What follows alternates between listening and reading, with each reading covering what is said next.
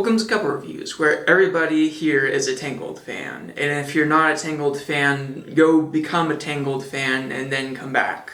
I know this is a bit out of order since I have yet to make videos about Mulan or The Princess and the Frog, but if there's one Disney princess movie that has earned the rights to cut in line, it's Frozen. But if there's two Disney princess films that have earned the right to cut in line, they are Frozen and Tangled. Not that I'll be doing Frozen early. That's a behemoth that I will procrastinate from. Looking forward to Anna and Kristoff Part 1 of 15 coming in December of 2033. I'm kidding, don't hold me to that. I think it's debatable whether Tangled or The Princess and the Frog is the first of the modern era of animated Disney films. The earlier Disney princess films tended to give more screen time to the secondary characters, and the plots tended to revolve around trying to get the princess out of her horrible living situation, while she spends most of the time in the same area. For examples, the dwarves hide Snow White from her evil stepmother while she spends most of the film in the cottage. The mice help Cinderella get out from under her stepmother's heel while she spends most of the film at the house. The three good fairies try to undo Aurora's curse while she spends most of the film in the woods or asleep in the castle. The newer Disney princess films and most of the new non-princess Disney films tend to stick with, not counting non-human sidekicks, two main characters, one of which sometimes doesn't want to do this at first and or might get a fake-out death on a mission that takes them all over the place, while everyone else barely has any screen time, almost always robbing the villains of their chance to be iconic. For examples, Moana and Maui go on their mission to return the heart of Te Fiti, while all other humans keep the island warm. Hero and Baymax are supposed to be part of a 6-person team, but they keep ditching the other 4. Anna and Kristoff pursue Elsa, while the rest of the kingdom keeps the bark dry. Judy and Nick look for missing mammals, while the other cops use a Gazelle app. You get the idea. This type of character arrangement is a double-edged sword because it makes for great protagonists, but often embarrassingly weak villains, who usually rely on twists so they don't have to menace the heroes until it's too late for them to leave a major impact. And it's debatable which movie started this. You might say that it has to be Tangled because every animated Disney princess film after has the same style of character design. But I think Princess and the Frog is what that style looks like in two-dimensional animation. On one hand, Princess and the Frog did it first, but on the other hand, Tangled did it better. In fact, Princess and the Frog was so disappointing that most people just say Tangled did Frozen first. It just feels wrong to say Princess and the Frog was the beginning of an era, and besides the quality, Tangled was at least the beginning of this level of success. But enough with the pretext. The film opens with an almost complete lie. This is the story of how I died. Sure, Flynn.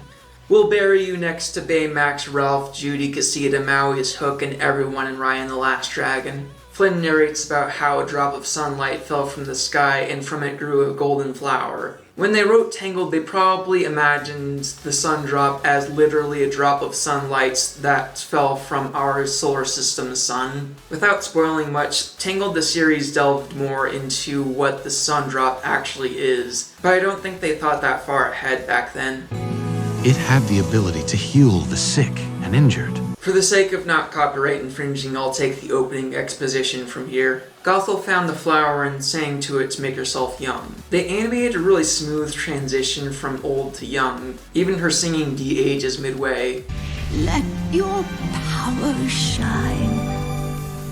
Make the clock reverse. If I hadn't seen Tangled the series, I would wonder how Gothel knew how to use the flower's power. I guess that's only a plot hole for fake fans. The pregnant queen got sick, and the kingdom searched for the sun drop, which they knew would be out there? Okay, that one might still be a plot hole. Gothel's negligence to share the sun drop's magic proved to be her undoing when the soldiers found the flower and brought it back to the castle. They didn't know the incantation, so they just made soup out of the flour and made the queen drink the magic. As a result, the baby she was carrying absorbed the sun drop. Gothel tried to take a sample of Rapunzel's hair, but that didn't work, so she took the whole baby. To make sure Rapunzel would never leave, Gothel told her that the outside world is a dangerous place and that everyone else is horrible and selfish. That is, of course, the pot calling the kitchen black. But a child believes everything her mother tells her. Thankfully, Rapunzel always had a view of the mass floating lanterns that the Kingdom of Corona released every year on her birthday. By the way, yes, the kingdom is called Corona, that aged poorly. Then we go to hard to pinpoint number of years later, and Rapunzel has grown into one of the hottest Disney princesses. Well, I guess Pascal's not hiding out here. Lucky chameleon. I wish that coy little minx would play hide and seek with me.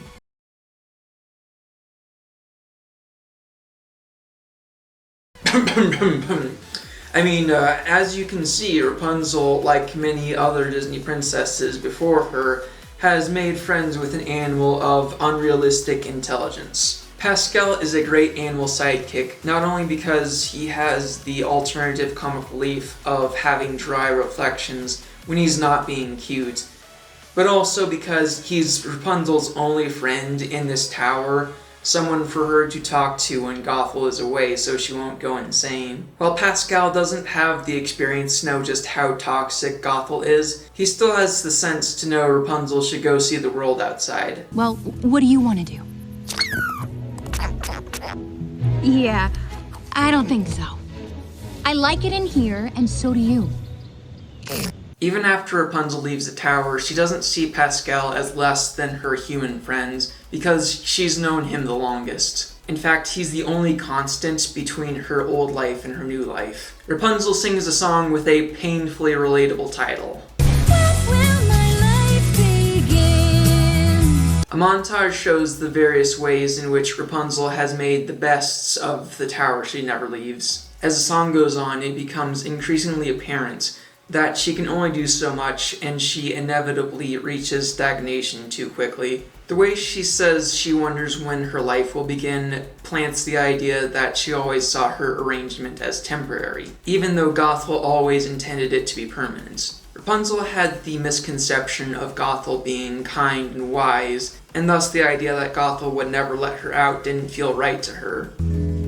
Now that I'm older, Mother might just let me go. Rapunzel thought one of the reasons she shouldn't go outside, even though Gothel spends so much time away from the tower, was because she thought that people might try to steal her magic hair. To make things deeper, that was a reason that Gothel never brings up to her, which means Rapunzel has been thinking up excuses for the double standards. They did an excellent job of making the tower look as though someone with Rapunzel's level of talent had been there her whole life. Rapunzel's art covers the wall with both the doodles of a child and the work of a master painter. Some of Rapunzel's flowery details adorn the smoothly curved wooden pillars that remind me of the woodwork in Disneyland. There's even multiple self-portraits, since she never met any other human she could paint. Sure, there was Gothel, but perhaps her subconscious always kept her from giving such a person that kind of flattery.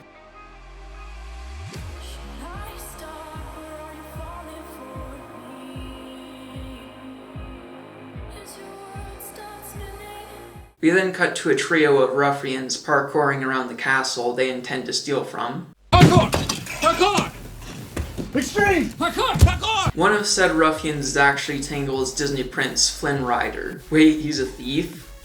If the Disney princes ever meet each other, he's gonna have a hard time fitting in with the street rats and the raging monster and the crude, mentally ill reindeer man. Okay, bad examples. What I meant to say was he's nothing like the heroic, handsome, charming sword master's who, never mind. Flynn takes a moment to enjoy the view.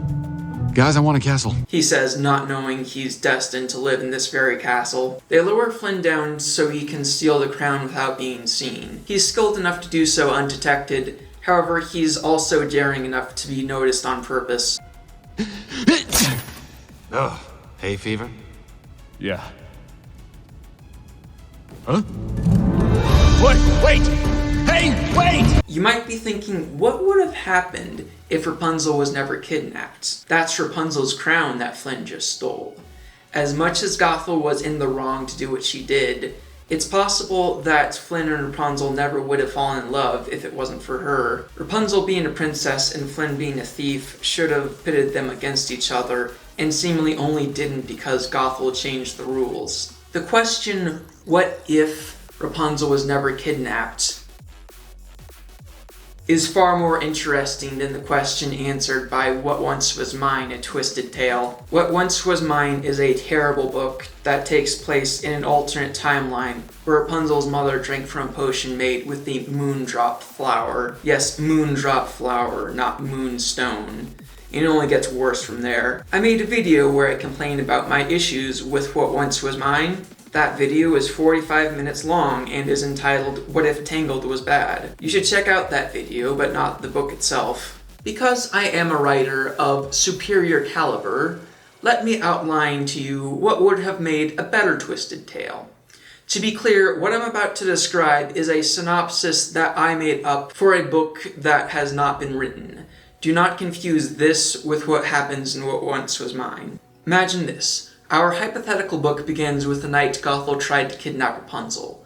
However, this time, the parents wake up and stop her before she can get away. Now Rapunzel is still with her parents in the castle, but her parents are left with never-ending dread that someone might try to kidnap her again. We jump ahead a few years to see Rapunzel getting tired of the guards who constantly follow her around everywhere, and the insistence that Rapunzel not handle any diplomatic mission without her parents. In this timeline, we can explore the dynamic of parents who mean well but are still accidentally making the same mistakes as Gothel, albeit to a lesser extent. Even when Rapunzel is about to turn 18, her parents don't recognize her ability and right to make her own decisions. But on the brighter side, Rapunzel has put her magic ability to good use, healing hundreds of injuries that would otherwise be devastating or life-threatening. On top of that, the fact that her parents have been worried about her being kidnapped has had the pleasant side effect of their insistence for her to learn how to fight. This version of Rapunzel is a skilled sword fighter and about to make good use of that. On the day Flynn steals a crown, Rapunzel sees this as her opportunity to prove that she can take care of herself. So she goes after Flynn against her parents' wishes, going with no one except for her horse Maximus. Eventually, Rapunzel catches up to Flynn and engages in a sword fight, which includes a bit of flirty banter. Because she has been trained most of her life, Rapunzel beats him, reclaiming the crown, and begins the journey back to the castle with Flynn as her prisoner. The problem is, just like in the original timeline, Flynn betrayed the Stabbington brothers, and they show up trying to take their revenge. Rapunzel, Flynn, and Maximus get away, but that was just the beginning of the problems. The Stabbingtons gather up others who have a grudge against Flynn, and they tell people that the princess with magic hair is outside the castle and ripe for the taking. So from this point forward, there's a bunch of ruffians trying to capture them so they can either kill Flynn, ransom Rapunzel, or keep Rapunzel for her healing ability. Before those enemies get to them, there's a part where a group of good-natured people who don't recognize them encounter Rapunzel with Flynn tied to her horse, and they're not immediately convinced that Rapunzel isn't the villain in this situation. This part could both baffle Rapunzel now that she's put in a position where saying, "I'm your princess," doesn't solve her problems, and it would make use of Flynn's ability to trick people into helping him. Rapunzel eventually escapes them and gets a hold of Flynn again, but that encounter bought their pursuers enough time to catch up with them, meaning that they'll have to contend with would-be kidnappers the whole way back. At some point, Rapunzel realizes that she won't be able to fight them all off herself, so she reluctantly unties Flynn so he can help her. Between battles, Rapunzel convinces Flynn to not try to run off, even though he's no longer tied up, by telling him he'll be safer in a jail cell than he would be with all these people after them, so he's still stuck with her. The most frustrating thing for Rapunzel is that she wanted to prove that she could take care of herself, but here she is accepting help against the people her parents were worried about. She even wonders if she can ever be free as long as she has her magic hair. Being exhausted by a long day of fighting, running, and hiding, Rapunzel and Flynn set up a camp for the night and talk about themselves. Rapunzel grows sympathy for Flynn's deprived upbringing, realizing she spent so much time obsessing over her own interests that she hasn't been addressing the problems of the less fortunate. and Flynn gains perspective, realizing that the rich people he's been stealing from aren't all cold-hearted monsters who deserved it after all. Eventually they kiss, and Rapunzel plans to visit him in prison. When they get close enough to the castle, there's one last fight in which Flynn and Rapunzel get separated. Once the fighting is over and the guards reach Rapunzel, he knows he can leave, but he thinks about how little joy his life of thievery has brought him, and decides to turn himself in, knowing that a future with Rapunzel after a sentence in prison is better than being free to be miserable and alone. Rapunzel makes sure Flynn isn't executed, and she begins visiting him, pursuing their relationship despite the situation. In the last chapter, Rapunzel thinks hard about how her magic hair has put a target on her back that punished her for exercising her freedoms. She grabs a pair of scissors but hesitates, thinking about all the good she's done with her magic, and wondering if she has the right to deny others that magic for her own sake. To make the choice more complicated, she likes her magic and hates that others have tarnished what should be purely a good thing. To make things more interesting, she considers ordering the executions of those who tried to kidnap her. That would make an example to dissuade further attempts. And then the book ends before she makes her final decision, leaving us to choose for ourselves what we think she did. What do you think? Better than what once was mine, right? Now back to the movie. Rapunzel eagerly awaits her so-called mother's return, confident that this will be the day her deepest wish is granted. This is it. This is a very big day, Pascal. I'm finally gonna do it. I'm gonna ask her. Come on, don't let her see you.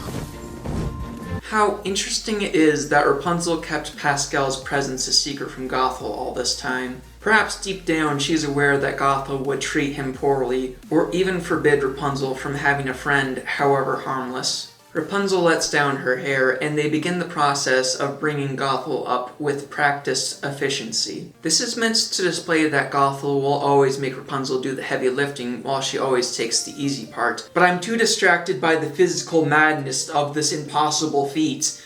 How can this tiny girl single-handedly lift Gothel all the way up in a matter of seconds? Where does this little thing keep all that muscle? And even accepting Rapunzel's inexplicable strength, Gothel is bigger than her. Rapunzel lacks the weight to counter Gothel's, which means Rapunzel's pulling should move herself, not Gothel, unless her bare feet are welded to the floor. It's nothing. Then I don't know why it takes so long. Which I'd like to see you lift half your weight and twice that time. Ignoring Rapunzel's need to talk with her about something, Gothel takes a moment to admire herself in the mirror. While she's at it, she veils an attempt at making Rapunzel insecure about her looks as a joke. You know what I see? I see a strong, confident, beautiful young lady. Oh, look, you're here too.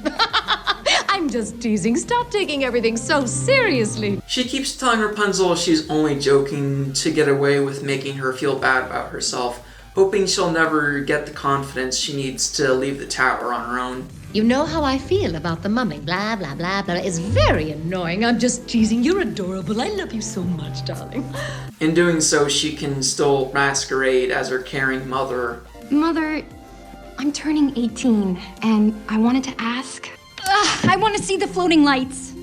Well, I was hoping you would take me to see the floating lights. They appear every year on my birthday, Mother. Only on my birthday. And I can't help but feel like they're meant for me. It does make sense for this to be the first thing she wants to do once she leaves the tower. The floating lanterns are the only big spectacle she's ever known about. To her, this is bigger than fireworks on the 4th of July. What doesn't make sense is that Rapunzel knows what her real birthday is. Gothel didn't want Rapunzel to know she was the lost princess that the lanterns are sent up in honor of. So why on earth would she allow Rapunzel to know the lost princess's birthday is her birthday, even when she could have told her it was any other day? And while we're at it, why would she tell her that her name is Rapunzel?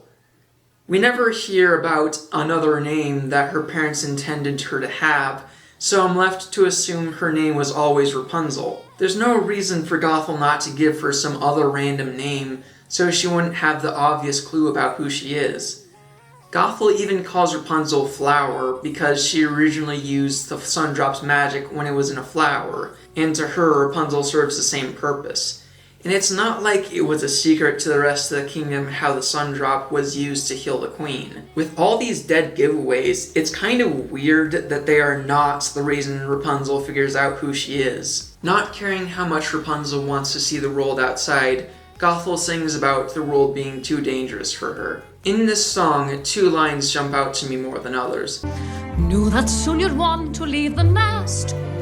Soon, but not yet. But shh, trust me, pet. Definitely a manipulation tactic, telling her that she'll get what she wants eventually when Gothel has no intention of following through on that statement. By using trust me instead of a concrete timeline, she's able to escape giving her an actual end date for this misery. The other line is, Plus, I believe I'm getting kinda chubby. to anyone watching this, it could not be clearer that Rapunzel is galaxies away from being chubby. But Rapunzel doesn't have anyone else in her life to compare her body to, so she just assumes that Gothel's degrading statements made to diminish her confidence are accurate. In summary, Gothel's answer is no, you cannot go outside even though you're turning 18.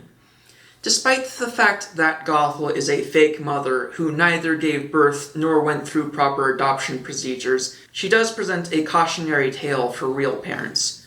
The scenario of a parent not recognizing their daughter or son's adulthood to the point where their daughter or son doesn't recognize it either is a scenario not exclusive to kidnappers. Even if parents think that they're looking out for their child, they can do more harm than good by not letting them grow up. In some cases, a parent might avoid teaching their children how to do adult things, leaving their child completely unprepared for the days when they'll have to make their own choices. And in extreme cases, the child will realize the parent will never treat them like an adult, and they'll want to cut the parent out of their life so that they can finally feel like an adult. Flynn and the Stabbington brothers are on the run from the guards and find a dead end. Now help us up, pretty boy. My hands are full. What? Ryder! I think this was the last gig Flynn needed before retiring, so he was done with the Stabbingtons. It kind of puts his getting noticed on purpose into perspective, since he was probably planning to get them arrested from the beginning. Escaping the guards' attempts to kill him, Flynn knocks one of them off his horse, mistaking it for a dumb animal that will blindly follow the command of whoever's riding him. You took the wrong fluffy boy!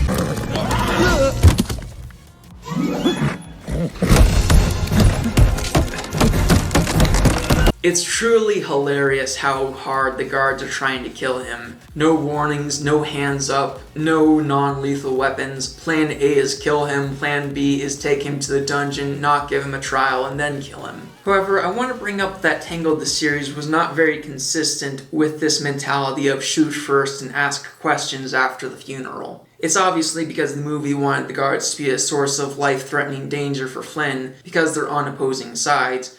But in Tangled the series, the guards and the main characters are on the same side, so they wanted the guards to play along with the teach children not to kill their enemies status quo. In my opinion, the lack of attention drawn to that change was a missed opportunity.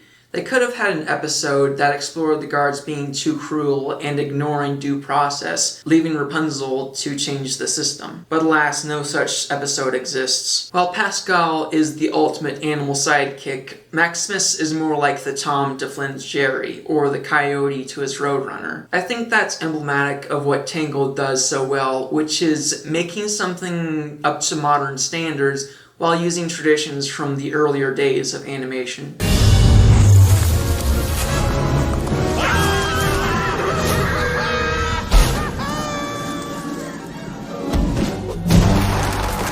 Parkour.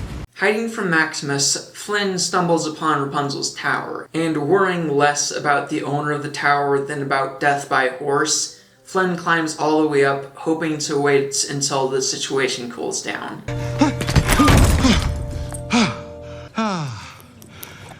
Alone at last. And that is how Flynn met his future wife. You may kiss.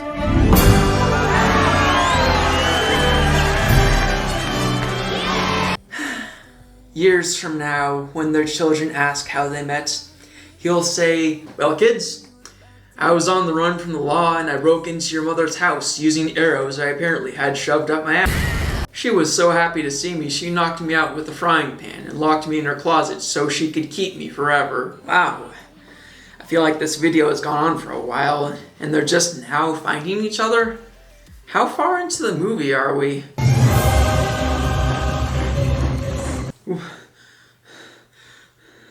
We're not even a quarter of the way through? I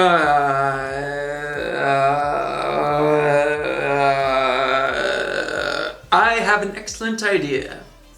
Let's make this a multi-parter. I know,